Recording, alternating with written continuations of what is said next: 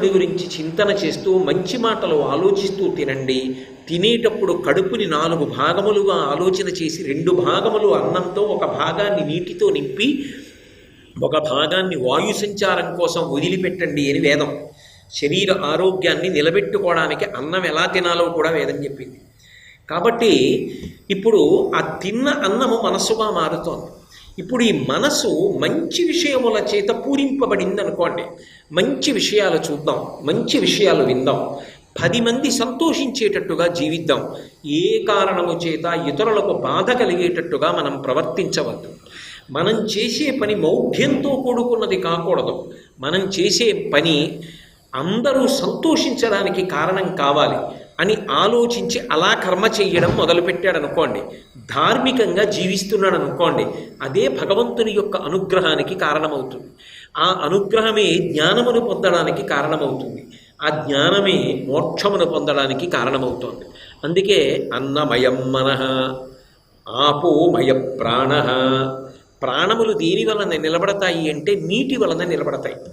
అన్నమున్నా నీరు లేదనుకోండి, అసలు అన్నం ఎలా వండుతారు? నీరు లేకపోతే బియ్యం ఉడకవుగా.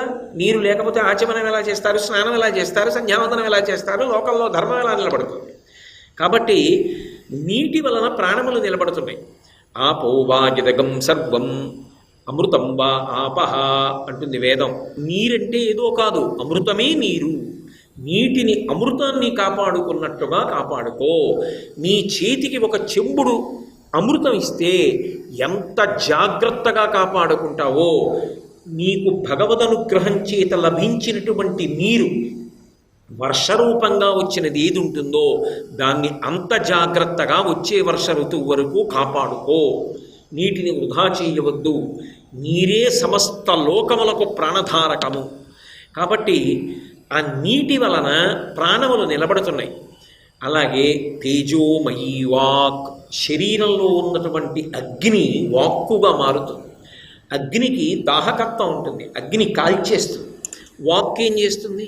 అవతల వారిలో ఉన్న అజ్ఞానాన్ని కాల్చేస్తుంది. అందుకే తేజోమయీ వాక్.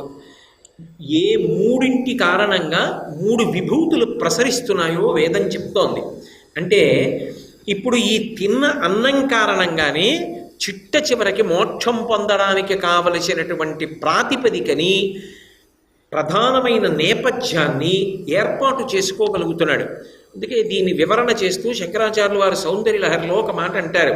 సరస్వత్యా లక్ష్మ్యా విధిహరి సపత్నో విహరతే రతే పాతివ్రత్యం శిథిలయతి రమ్యేన వపుషా చిరంజీవన్నీ వక్షపిత పశుపాశవ్యతికర పరానందాభిక్యం రసయితి రసం త్వద్భజనవాన్ అంటారు.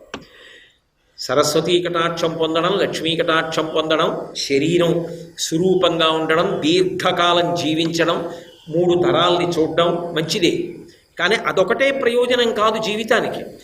ధార్మికంగా ప్రవర్తించి ప్రవర్తించి ప్రవర్తించి చిట్ట చివరికి ఒక సత్యము అనుభవంలోకి రావాలి. సర్వం శ్రీ ఉమామహేశ్వర పరబ్రహ్మార్పణమస్తు. స్వస్తి.